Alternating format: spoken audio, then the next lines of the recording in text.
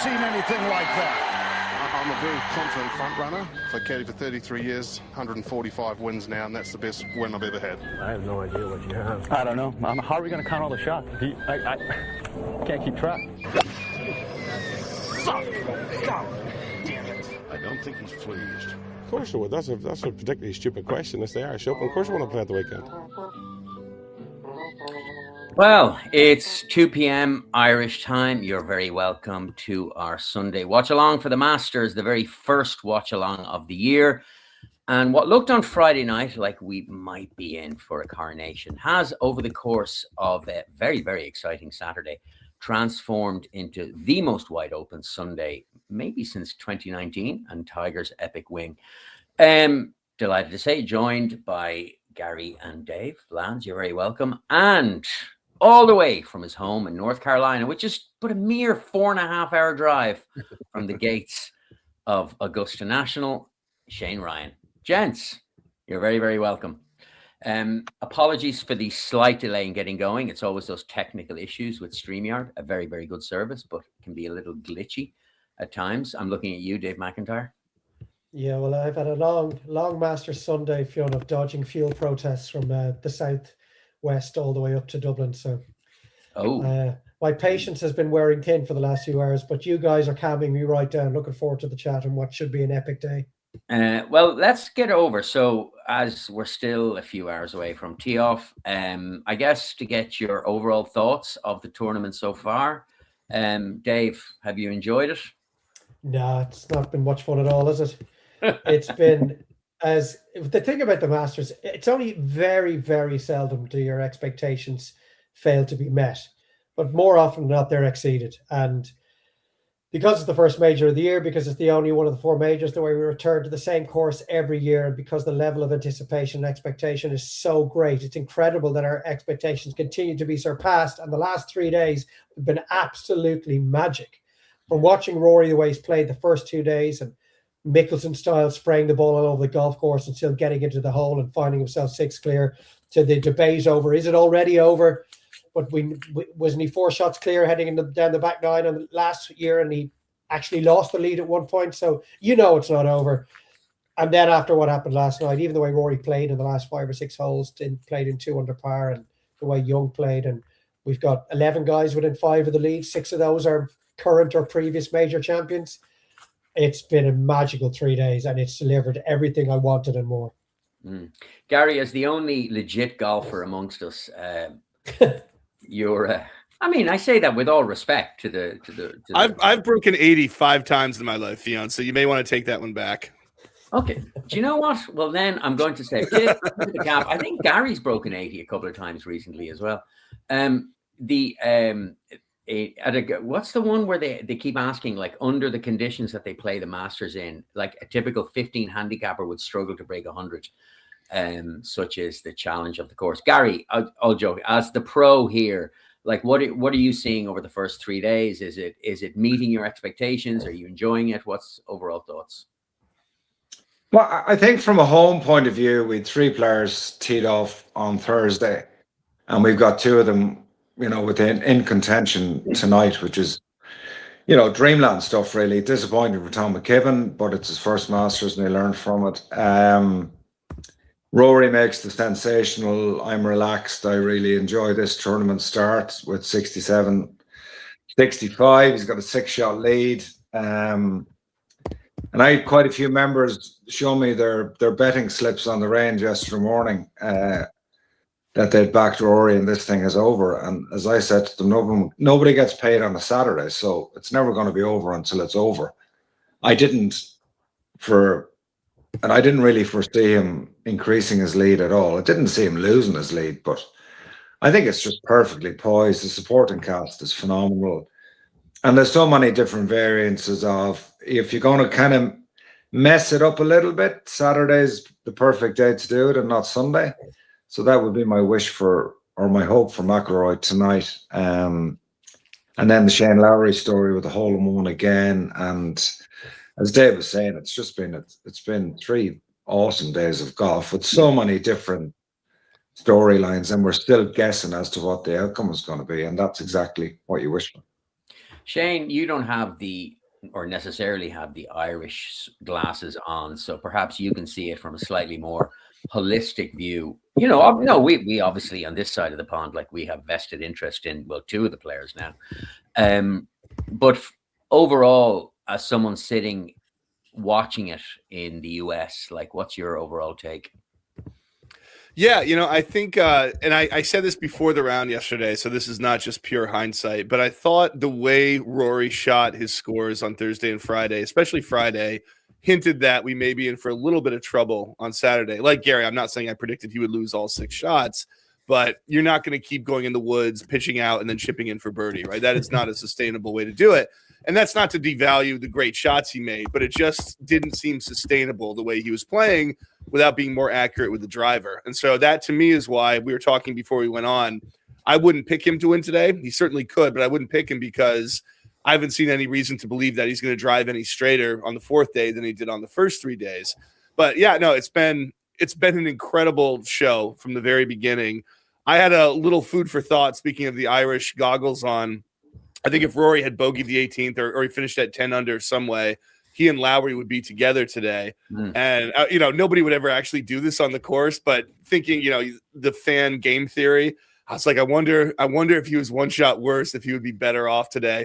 Maybe they'd both be better off. They'd have such a comfortable pairing. They could both try to go low. Instead he's playing with Cam Young, who really is probably playing the best of anybody in the world right now, and can match Rory off the tee, one of the few players who can do that. So, yeah, I think you were dead on that. This is such a wide open Sunday, and it's going to be, the next 5-6 hours are going to go very slowly until these guys tee off, and I just can't wait.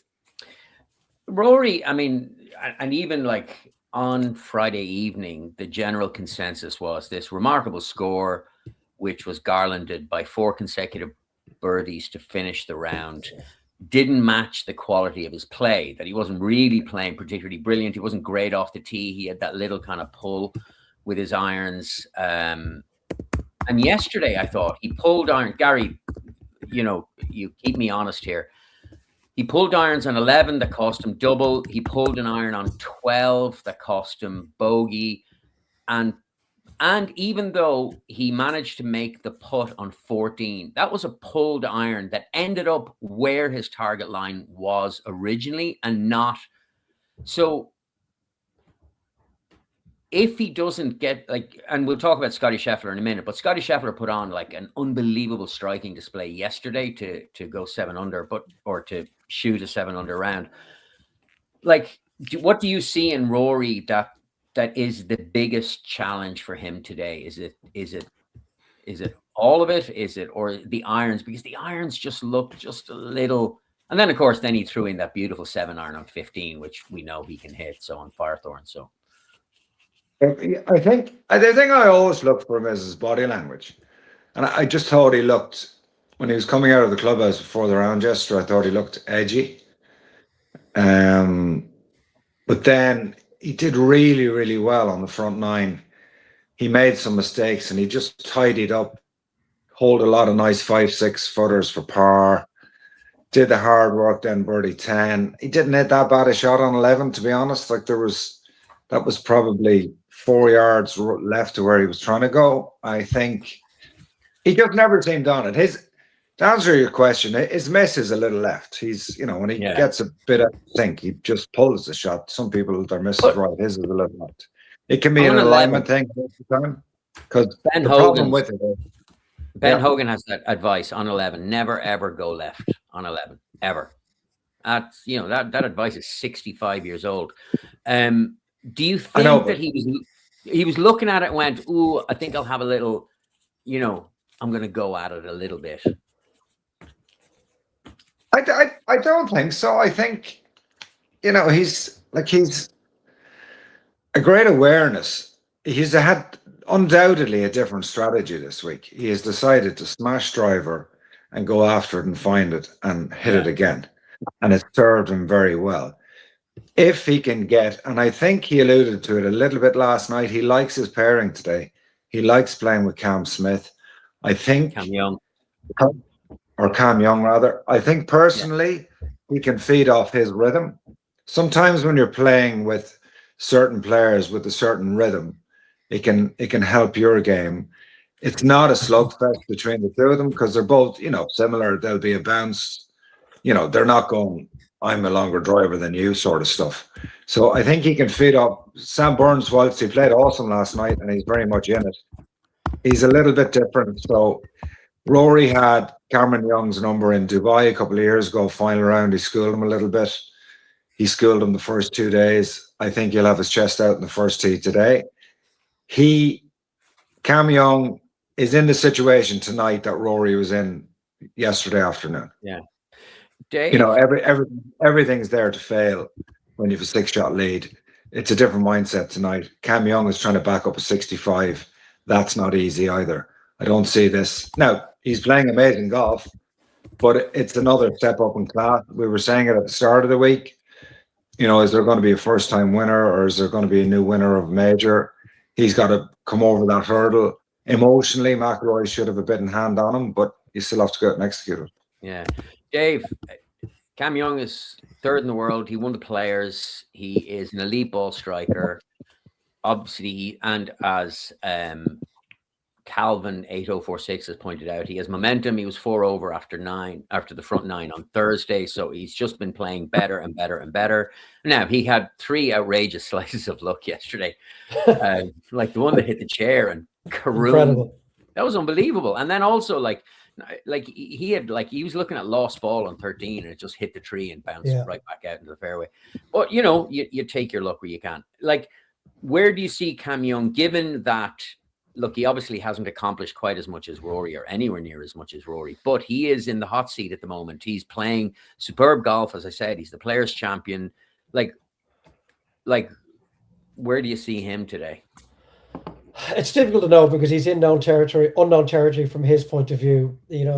He's gone to sleep last night, tied for the lead at Augusta National, and that old cliche is until we see him get around Eamon Corner tonight, if he's still in the lead, we won't have a real true reflection of what he's capable of. But that tee shot he hit on the 72nd hole at Sawgrass gives you a little bit of an insight into how he deals with pressure on the big occasion. Now, that's not quite as ramped up as it might be maybe at around 10 o'clock tonight, 11 o'clock tonight, but it's a little bit of a view as to what he might be capable of.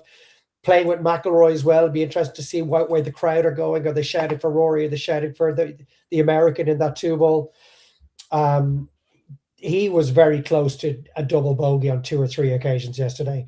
I mean, the slices of luck he had were absolutely incredible. The one that held up on the fringe of the green and instead of rolling back into the water, he even actually fist pumped that moment, knowing how fortunate he was.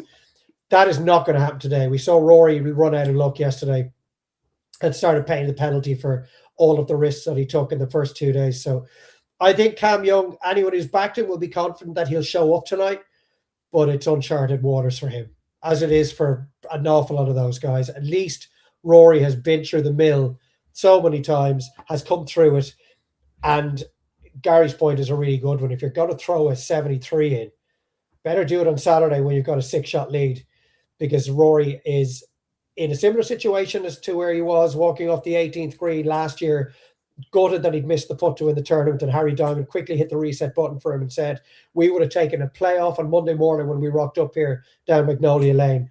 But he could have said the exact same thing yesterday. If we'd offered it to you on Sunday when you came, or whatever day he arrived, that you would be in a tie for the lead overnight on Saturday night, he would have bitten your hand off, and that's exactly where he is. Shane, I saw Cam last night was saying that he thinks that the home fans will actually be cheering more loudly for Rory than him today, but he's okay with that. Now, that seems, I mean, I was going to say it's an extraordinary thing. I don't think it is, given that Rory is the bona fide star of the field. But from your perspective and what the American media are saying, how are they looking at Cam Young's chances against, the defending Masters champ? Well, I just think there's the momentum thing is probably skewing people a little bit more toward Cam Young. As for the gallery question, I think 100% they're going to be cheering more for Rory. He's just a bigger name. And when it's not an international competition, right? So you're not talking about the Olympics or the Ryder Cup or whatever. The U.S. is not really going to be that partisan for their own players. They're going to be partisan for the people they know and like better. So they'll cheer more for Rory. I don't think that'll be a big deal for either one of them. They're both going to be so nervous that, that's not going to make the difference. But yeah, the Cam Young thing, going back to what Gary said, I would disagree with a little bit with Gary that Rory's going to have this advantage. And I thought of a comparison, and it was the U.S. Open at LACC with Wyndham Clark, where, again, you have a situation where, Rory's got more experience, and he's certainly a bigger name, and Wyndham Clark has never won a major before. But there is a sense with certain guys that they're just in the full swing of momentum at the moment. Wyndham Clark was at that point. He's been playing really, really well. And that's just how I feel about Cam Young. What Dave was saying, again, the players is one thing. There's a pretty good deal of nerves with that, but the Masters is on a whole different level. Sure. So that could be completely skew what I'm saying. But it just feels like, these guys get into these 1 or 2 year surges where all of a sudden they've got it. They've just got the energy. They've got everything. And Cam Young feels like that to me now. So just like I thought Wyndham was going to beat Rory in LA, I just think Cam Young's going to beat him today. So, but your point is good. I mean, Cam Young had luck too, right? So it's not like he's playing invincibly and Rory's getting lucky. Cam Young had some incredible breaks yesterday. And I'll tell you what, one of those guys, or maybe Lowry or Rose or somebody else, is going to have unbelievable luck today too. You think of when Fred Couples won and the ball stayed up on the edge, I think on 13, where it had no business doing that. It should have gone into the water.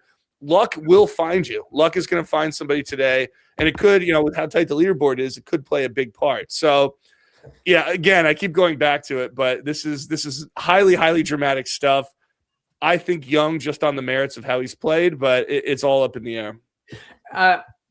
One of the things, and yes, Cam Young had luck, but I thought like he got wet on 15. Like he said himself, he was so conscious about not going over the back of the green that he slightly underhit that wedge. But I thought his 5th shot was under that unbelievable amount of pressure, was sublime. To almost like kick in bogey, not quite kick in, but whatever. He put it, 2.5 feet? I think the big thing on that was hitting it from the same spot. He just underhit it. Yeah. And that's shown a lot of savvy. There was no panic button there at all. I just think he's been chasing hard since Thursday afternoon. And he's now, in pole position. So slightly different dynamic. Yeah. I'd love to see him win. If you take your Irish hat off, I'd love to see him win. I think he's a fabulous player. He plays the game pretty quickly.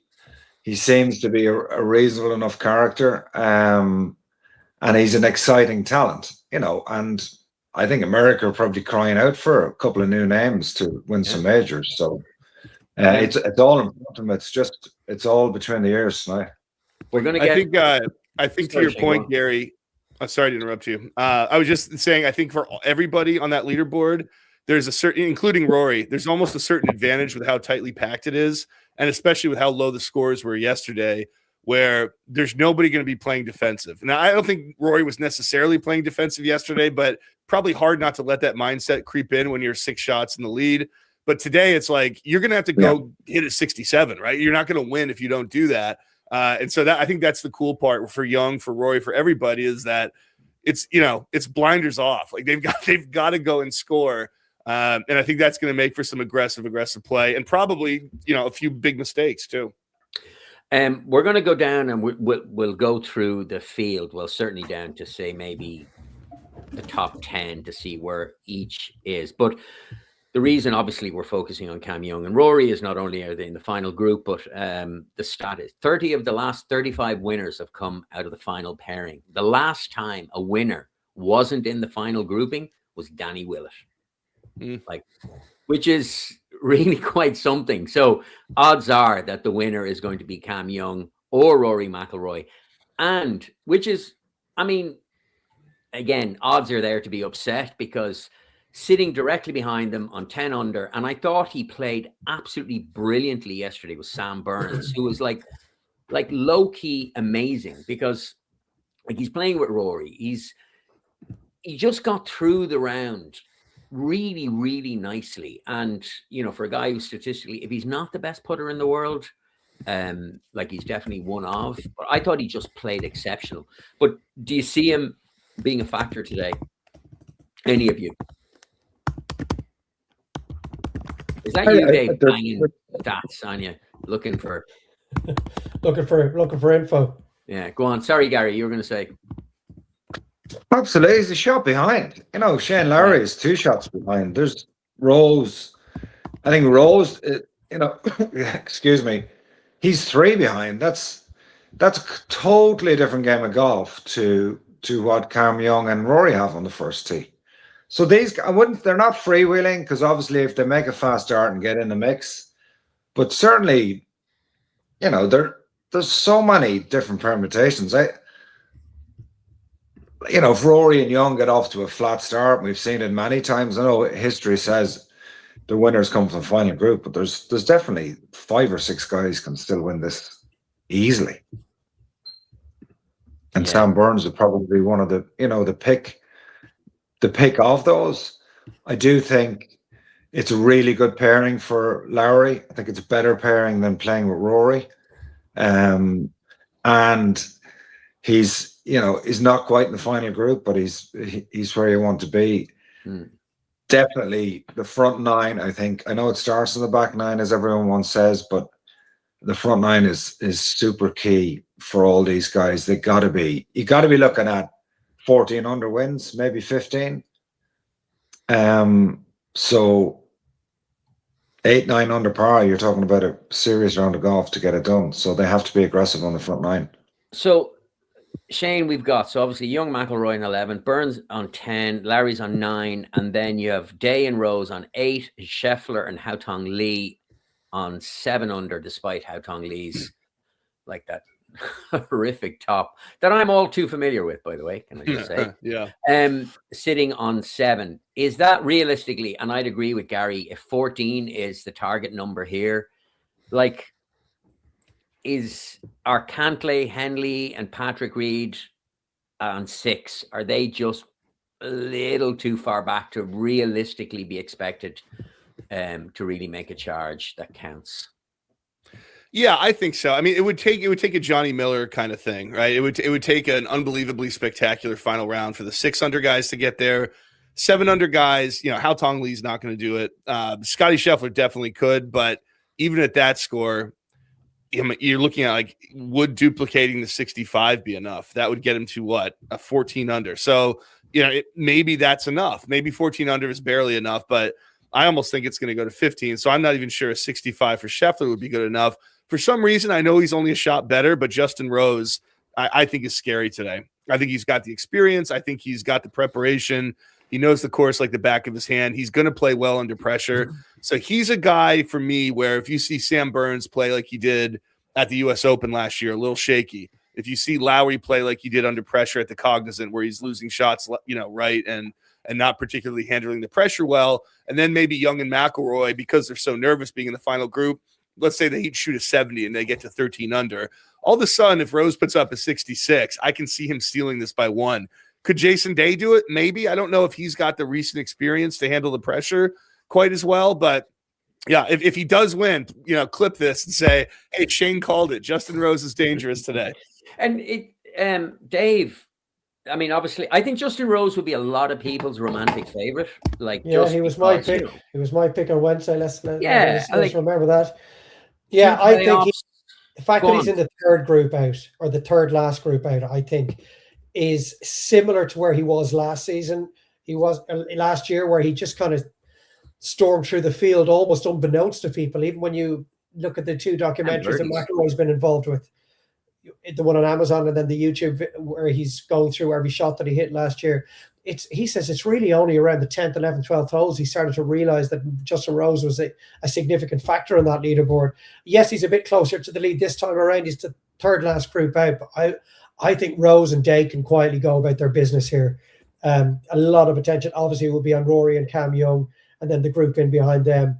And Rose will just go play his game. He never gets too upset, although he did react to a shot yesterday, which I haven't really seen from before, where he almost wrapped the club around his own neck. He nearly took a swipe of the grass and then thought, no. Very Rosie-like. Anything.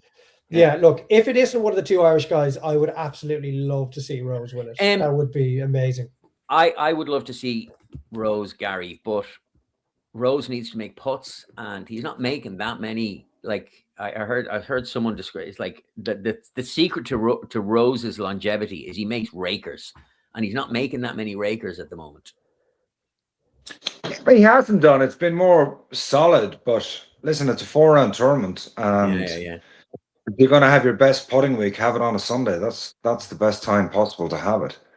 And he is, he has a lot of previous in coming from behind here and charging. He hasn't quite gotten over the line yet, but I do think like 3 shots psychologically is not that insurmountable. 5, 6, you're thinking I have to have the perfect day, and sometimes you can get a bit tetchy when you're trying that. So he's in a good. I wouldn't say he's on the bridle in the middle of the pack, but he's certainly in a nice position, and the early starters or the early starts of these guys' rounds have to be good. They have to push, but you got to be at least. A couple under through 6 or 7. That would be a target for a lot of them. Nick something on 8, and then try get to double figures before the turn. That'll be the marker for a lot of these guys to gauge. Gary, one of those guys is going to make birdie on 1. They're going to have a putt for an eagle on 2 and maybe hold it. And we've seen a couple of players drive the 3rd, as McIlroy did brilliantly yesterday. I think one of those guys is going to play the first 3 holes in 3 under par and be leading by the time McIlroy's hitting his first putt of the afternoon. Wow. Well, it's like Patrick Reed did yesterday, right? It's like this was. Would you have predicted yesterday after Patrick Reed birdied the first 3 holes? What would you have said his final score would be? Right. So that's That's the other thing about it. It's different on a Sunday, isn't it? Where if all of a sudden you're Rory and you're like, oh my God, somebody's at 11 under and I haven't even hit a shot yet. That's a completely different animal on a Sunday. That's got to get in your head. This is a question for you, Shane. Sorry, Dave. We'll get back to your content, which I think is a strong possibility, or certainly a realistic one. Shane, I heard that Patrick Reed was doing a corporate sponsor event on Friday night, like with one of his, like, I mean, look, that's the maddest thing I've ever heard. Like, what in the name of Christ are you doing that? Like, would you not be just singularly focused? I'm not saying that because he was distracted by a corporate event on Friday night that he ended up playing relatively badly on Saturday to leave him on 6 under and more or less out of the tournament, especially after birding the first 3 holes.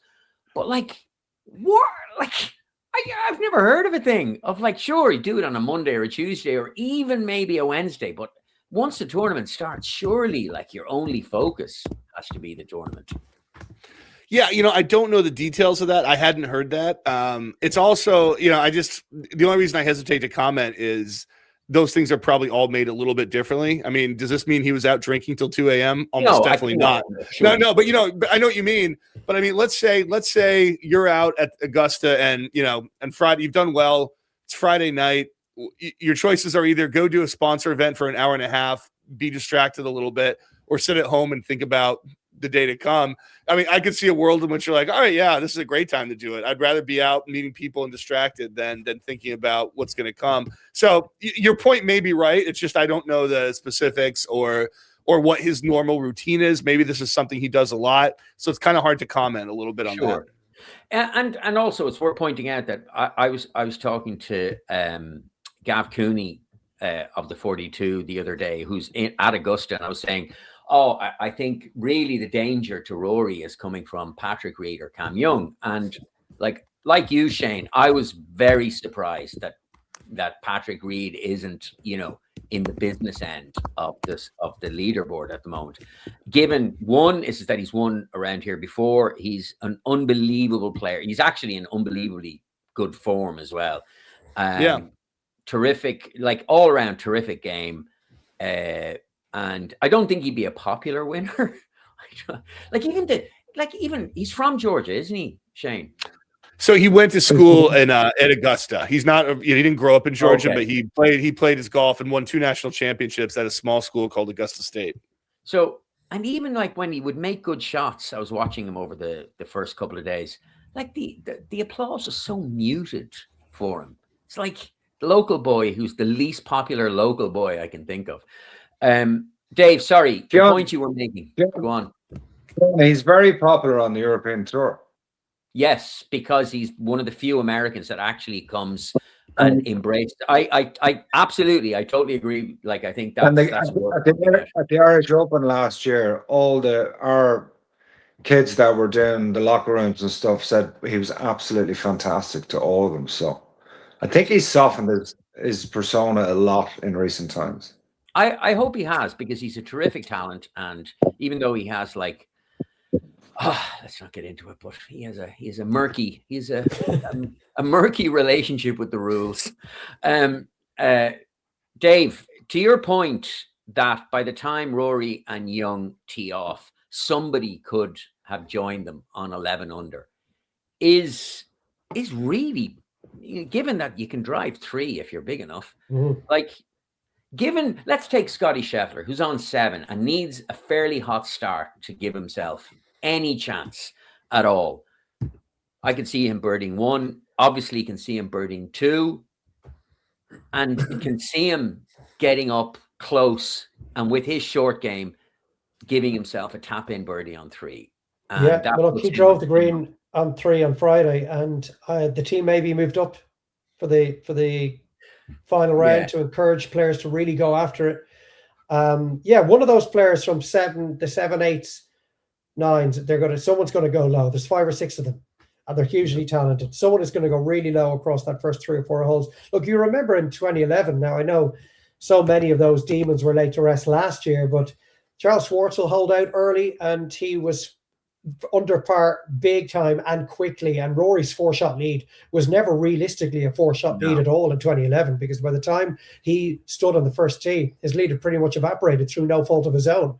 And I just wondered, did that get into his head as well? You know, he slept with a 4-shot lead during the night, and by the time he actually walked to the first tee, he was no longer in that position. But so that might spook the likes of Cam Young more so than Rory. I think because of what happened with Rory yesterday, he's not defending anymore. He can maybe play with a little more freedom today, but look, we keep going back to him. If he drives the ball today like he did the first 3 days, it's very hard to see him shooting the 68 or the 69 or even 67 that Shane was talking about. But I think one of the great things about Masters Sunday is that somebody makes a run. And it may not even necessarily be somebody in the top 4 groups. We've seen Mickelson make major runs, Spieth as well, through the field very early on a Sunday afternoon. And even if it's somebody who's way down the leaderboard, it'll give us an indication of how the course is playing. I know it could dry out as the day progresses and get a bit crusty as we get later into the day. But if there's someone like a John Ram, for example, who's way down the leaderboard, or a Hovland, and they're looking like it's possible to shoot a 66, a 65, that'll give us an indication of what the leaders or those closer to the lead might be capable of. Yeah.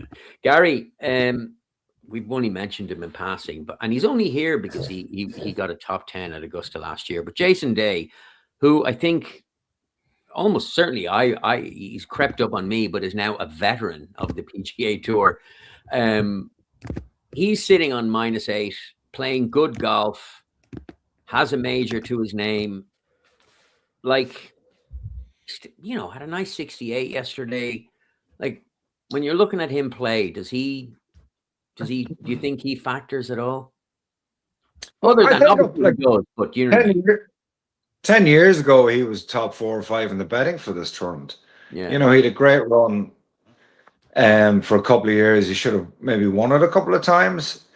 And he's a world-class putter. He's obviously had his physical issues with his back and stuff. He changed his swing a couple of times. But I think he'll be absolutely relishing the opportunity tonight. Yeah. You know, it's not that it's new ground, but it's a new lease of life for him to be back in contention for a major, and he has to embrace that and enjoy it and try, like all of them have to do tonight, try to stay out of their own way. Yeah. There's a lot. I think if you're looking at Young or Burns or even Lowry, well, maybe a little bit of Lowry, but it's exciting for them and to win a Masters, whereas someone like Jason Day, who's been around a bit longer, it's almost like going to be the milestone of his career. I know he's won a PGA and stuff, but he does really embrace the game and the history of the game. So it's trying to put all that stuff to one side and just go and play. But it's trying to marry that aggression with the fear as well. So I think it's wide open. I think, as Dave was saying, we are going to see, guys coming out fast out of the blocks, but then the leaders have those holes to play too. So it doesn't necessarily mean, but I think just how the front line shakes up, I think, will determine a lot. And then you'll get the drama of someone making a late charge as well. Shane, I want to talk about your namesake. So obviously the highlight yesterday was a hole in one on 6. Now, okay, first of all, before we get into it, like, the only man to ever have 2 holes in one at Augusta, ever in the history of the tournament. So he aced 16 10 years ago, was it 2016? Yeah. But not just that, he had an ace 2 weeks ago. He's aced the 7th at Pebble.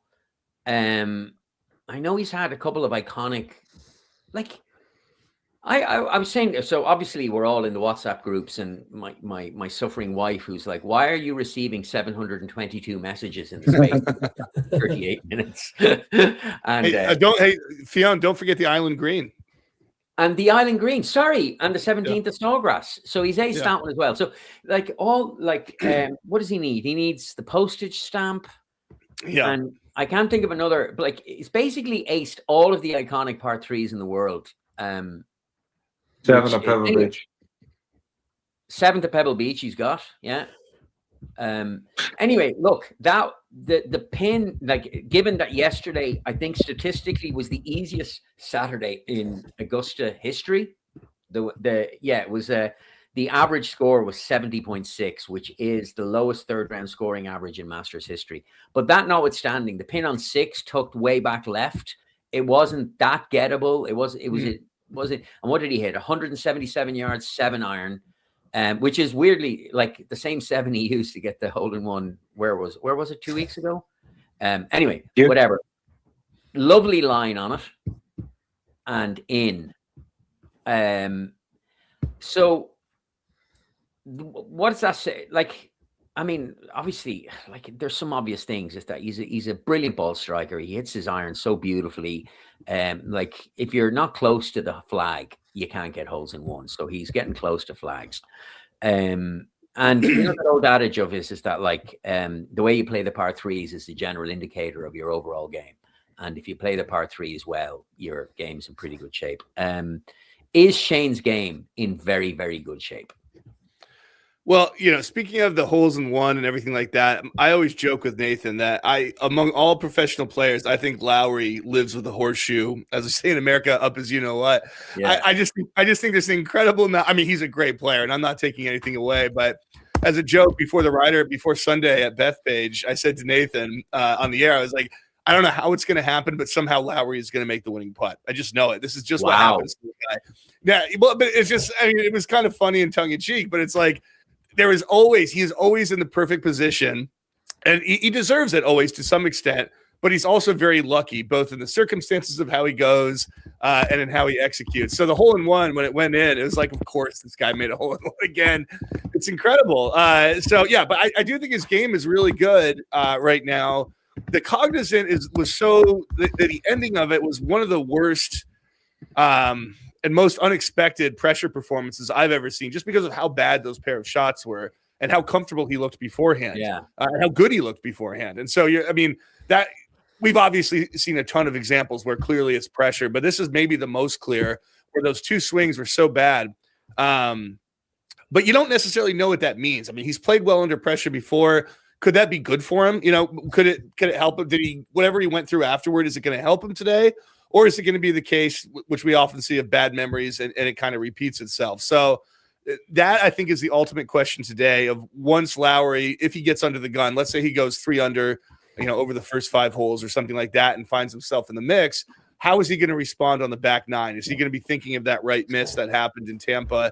Or is he ready to go? So that's the only question. But yeah, in terms of his game, he can certainly win today. I mean, I think he and Rose both have a great chance. It's just that I think Rose has proven himself under pressure a little bit more recently. And so I like him a little bit better.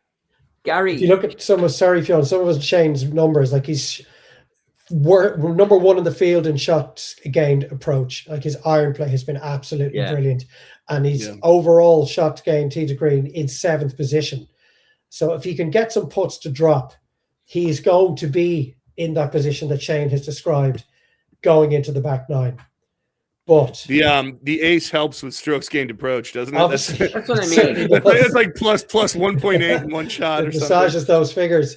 But look, it's he's been great. We will be watching with real trepidation when Shane is standing over at tee shots on 12, 13, 15, if he has the lead in his hands.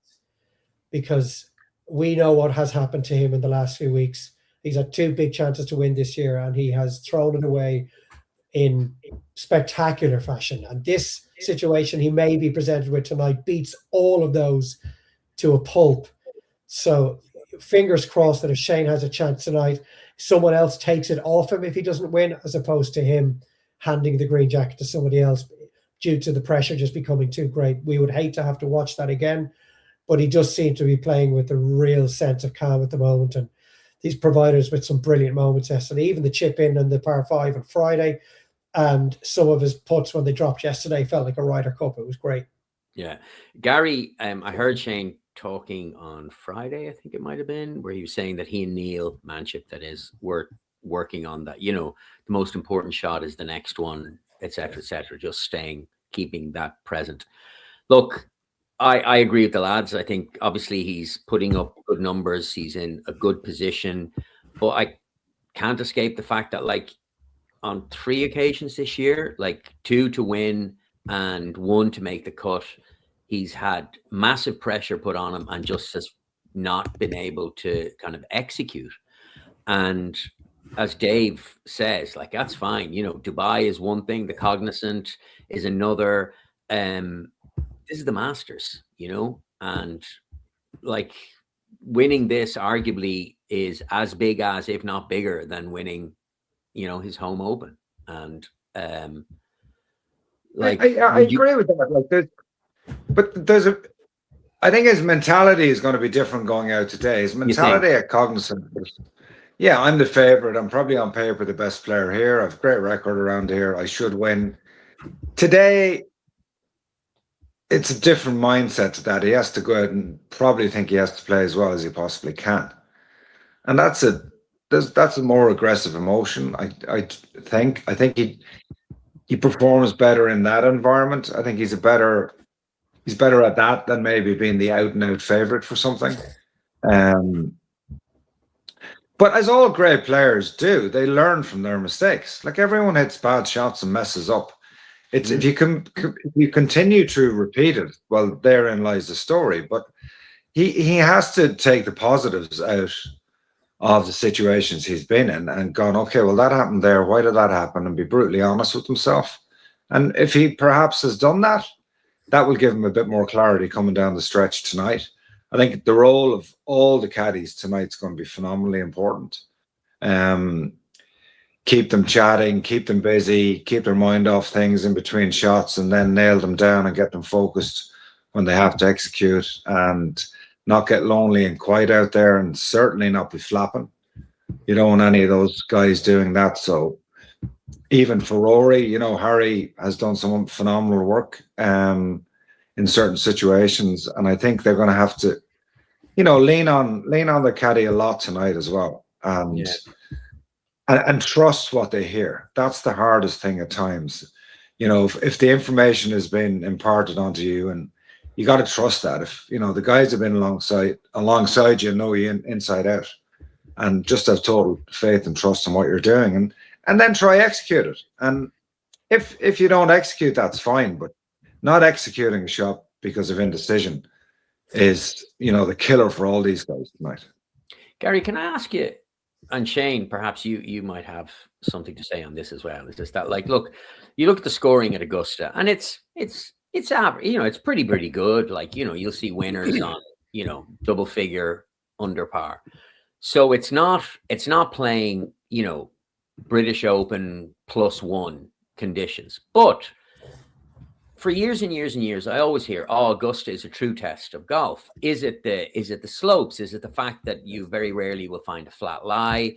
Is it the nature of the greens? Is it the runoffs? Is it what like if you had to kind of summarize what makes Augusta so mentally taxing for those who play it, what is the thing that makes Augusta the ultimate challenge or the ultimate test of every player's best golf? There's probably 3 or 4 things. It's the prize on offer is the number one thing. It's the undulating fairways, the hanging lies, and the swirly wind. What do all those things just add up to indecision? And then you have a load of agua sin gas around the place, which doesn't help either. And then there's the fear factor that the sport itself creates. So that's what all these guys have to overcome tonight. But I think it's kind of stood the test of time. If you think how far Rory's hitting the ball and 11 under is leading, like his numbers off the tee, it's like me playing off the red tees. Like he's averaging about 340 yards or something. Yeah, it's actually shocking. Some of the numbers he's putting up. Just some comments. Well, it seems like Dermot Keenan and Davey Hogg are having their own private conversation in the thing. Well, Dermot has a quick question. I heard Laura Davies on the Sky podcast saying she believes that Rory needs to start in the first with his 3-wood instead of driver, which he has been struggling with. Thoughts? I mean, it's that bunker, right, isn't it? That just kind of is in his eye all the time. And he either has to fly it or try and squeeze it out left of it. What do you think, Shane? My stepdad was telling me this yesterday. He goes, why doesn't he just not use driver off the tee? He's up 6. But the problem is, this is his greatest strength. He's the best driver of the golf ball in the world.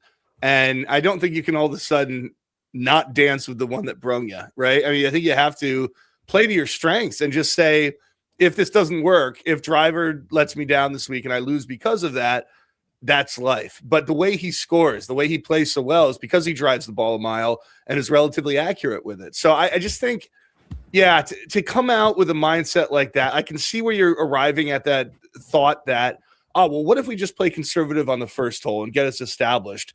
But what good does it do to come out in a defensive mindset? Really, like whatever you might gain from that 3-wood, which is, again, up in the air. We don't know for sure what would happen. You're taking a hypothetical. To come out in a defensive, scared mindset, how does that affect you the rest of the day? I just don't think that's good psychological strategy. I think you come out, you say, I'm going to play, I'm going to do the thing that I do best. We're going to go for it. And if I lose, I lose. It just wasn't my week. But we've got to play to our strengths here. Otherwise, we're kind of beating ourselves in our brains before it even starts. Double Tap Donald wants to know, is Dave McIntyre moonlighting as the commentator for the 250 at Chepstow? Yeah. We'll have to do that as soon as we're wrapping up here. Yeah. As an American, I love hearing stuff like that because I have absoltely no clue what it means. I'm like, oh, that's funny to somebody. I've been like to a horse racing commentator, Shane. But what's the joke? Why are they saying that you're? It's the microphone I'm using. Yes. Oh, got it. Okay, yes. Gotcha. Yeah. Okay. Yeah. There we go. Derm says, I cashed out my €10 win bet on Rory yesterday morning for €94 and then bet €20 on Ian Maximus to win the national at 8-1. I didn't trust Rory to finish the job off when he was 6 shots clear. There was, like Davey also says, all the experts, and using air quotes around experts, had handed Rory the jacket after round 2, to which I'm going to say in defense of the experts, I don't believe that they did. No, I really don't said believe. that. I don't think anyone did. I like, 6-shot lead on a Friday is, what did you say, Gary? Is the money isn't paid out on a Saturday? It's or a Friday for that. No one ever gets paid on a Saturday, so Yeah. He's got on a Friday night. He's got about 20 miles left with a bag full of indecision. So how is that a money on shot? Yeah, I would again, I haven't seen, or perhaps in fairness, Davey, you saw, or Dermot, you saw some other people say that, oh, the thing is a lock.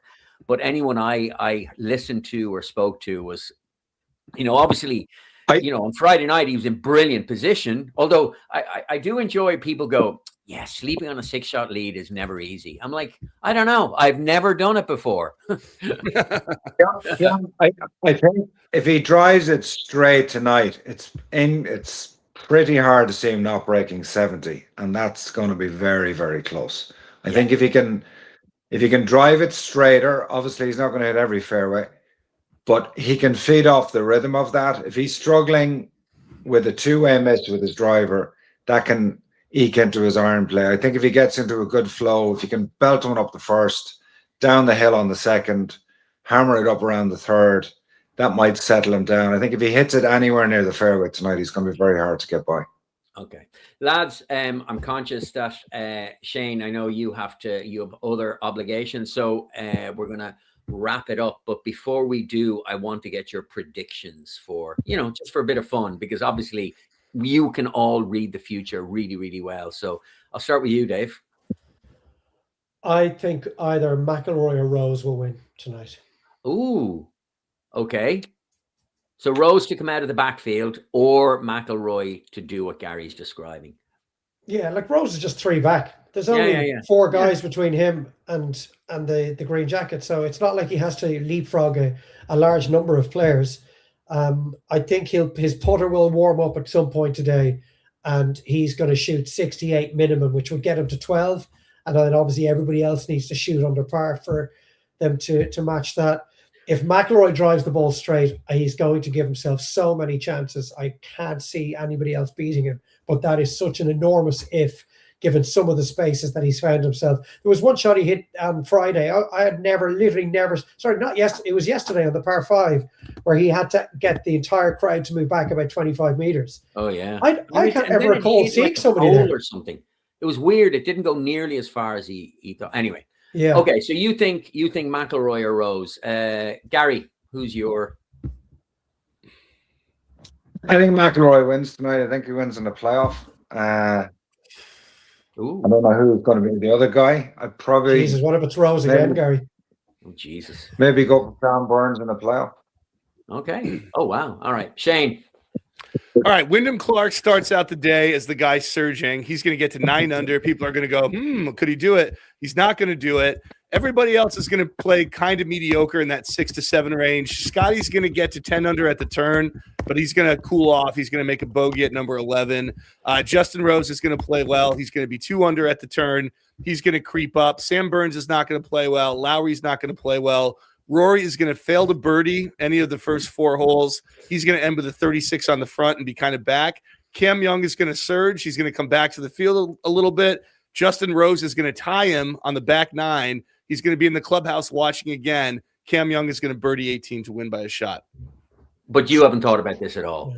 Can you be more specific, Shane? Yeah, sorry. What exactly are you trying to tell us here? So you're so vague. Jesus. Yeah. Well, what if it's all, every once in a while you have to give, here's what you should do. All the time you should give a very specific thing, because once in your life it will hit, and that's the only one. Then you play that over and over to go, wow, look how smart this guy is. For me, I think Scheffler's going to make a good run. He might even figure out how to birdie any of the par 5s on the backside, which he has failed to do for the first 3 days. But I just feel he's just a shot or 2 shy. And I think it'll come down. I think there'll be some interesting play behind him, but ultimately I think the winner is going to be McIlroy or Young. And given that Young has momentum, I'm going to go with Cam Young. It's nice to see one of the Irish guys not have the blinders on. I would love to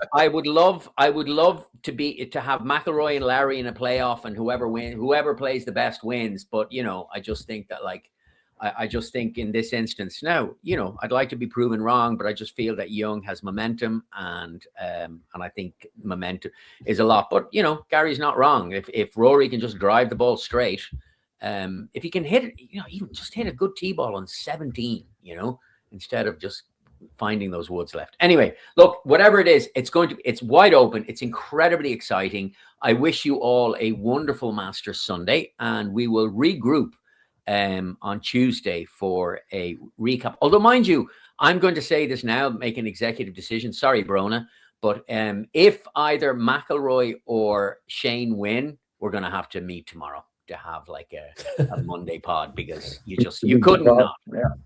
Yeah. All right, lads. Listen, have a brilliant Masters Sunday, and we'll talk soon. Enjoy, everyone. See you guys. Bye, everybody. See you guys. But I reside right here in Dardanelle. I'll pick it down. Little JD starter kid right here.